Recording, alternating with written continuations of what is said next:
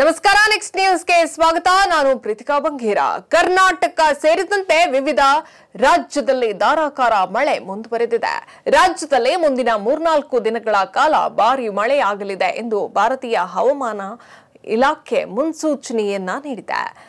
July 12ರವರೆಗೆ ದೇಶದಾದ್ಯಂತ ಧಾರಾಕಾರ ಮಳೆ ಮುಂದುವರಿಯಲಿದೆ. ಮುಂಬೈ ಹಾಗೂ ದೆಹಲಿ ಸೇರಿದಂತೆ ವಿವಿಧ ಭಾಗದಲ್ಲಿ ಮಳೆ ಆಗ್ತಾ ಇದ್ದು, ಈ ಭಾಗಗಳಲ್ಲಿ ಯೆಲ್ಲೋ ಅಲರ್ಟ್ ಘೋಷಿಸಲಾಗಿದೆ. ದೇಶದ ವಿವಿಧ ಭಾಗಗಳಲ್ಲಿ ಮಳೆ ಅಬ್ಬರ ಜೋರಾಗಿದೆ. ಮಾನ್ಸೂನ್ ಪ್ರಭಾವ ಹಾಗೂ ಚಂಡಮಾರುತ ಪರಿಣಾಮದಿಂದಾಗಿ ಕರ್ನಾಟಕವು ಸೇರಿದಂತೆ ವಿವಿಧ ಭಾಗಗಳಲ್ಲಿ ಮಳೆ ಮುಂದುವರೆದಿದೆ.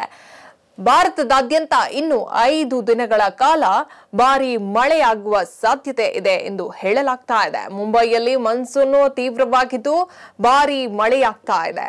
ಭಾರೀ ಬಿರುಗಾಳಿ ಮುಂದುವರೆದಿದೆ. ಇನ್ನು ರಾಷ್ಟ್ರ ರಾಜಧಾನಿ ದೆಹಲಿಯಲ್ಲೂ ಕೂಡ ಮಳೆ ಮುಂದುವರೆದಿದೆ. ವಿವಿಧ ಭಾಗಗಳಲ್ಲಿ ಮಳೆ ಆಗುವ ಸಾಧ್ಯತೆ ಕೂಡ ಇರುವ ಹಿನ್ನೆಲೆಯಲ್ಲಿ ವಿವಿಧ ಭಾಗದಲ್ಲಿ ಯೆಲ್ಲೋ ಅಲರ್ಟ್ ನೀಡಲಾಗಿದೆ. ದೆಹಲಿಯಲ್ಲಿ ಇಂದು ಸಹ ಮಳೆಯ ಅಬ್ಬರ ಜೋರಾಗಿದೆ. ದೆಹಲಿ ಸೇರಿದಂತೆ ದೆಹಲಿಯ ಸುತ್ತಮುತ್ತಲಿನ ಪ್ರದೇಶದಲ್ಲೇ ಮಳೆ ಆಗ್ತಾ ಇರುವಂತಹ ಹಿನ್ನೆಲೆಯಲ್ಲಿ ತಗ್ಗು ಪ್ರದೇಶದಲ್ಲಿ ಇರುವಂತಹ ಜನರನ್ನ ಮುನ್ನೆಚ್ಚರಿಕೆ ಕೂಡ ನೀಡಲಾಗಿದೆ. ಅಲ್ಲದೆ ರೈಲ್ವೆ ನಿಲ್ದಾಣ ಸೇರಿದಂತೆ ಜನ ಹೆಚ್ಚಾಗಿ ಸೇರುವಂತಹ ಪ್ರದೇಶದಲ್ಲೇ ಮುಂಜಾಗ್ರತೆಯನ್ನ ವಹಿಸಲಾಗಿದೆ ಎಂದು ಸೂಚನೆಯನ್ನ ಕೂಡ ನೀಡಲಾಗಿದೆ. ನಮ್ಮ ಸುದ್ದಿ ನಿಮ್ಮ ಸುತ್ತ, ನಮ್ಮ ಕರ್ನಾಟಕದ ನೋಟ. ನೋಡ್ತಾ ಇರಿ ನೆಕ್ಸ್ಟ್ ನ್ಯೂಸ್ ಕನ್ನಡ. ವಂದನೆಗಳು.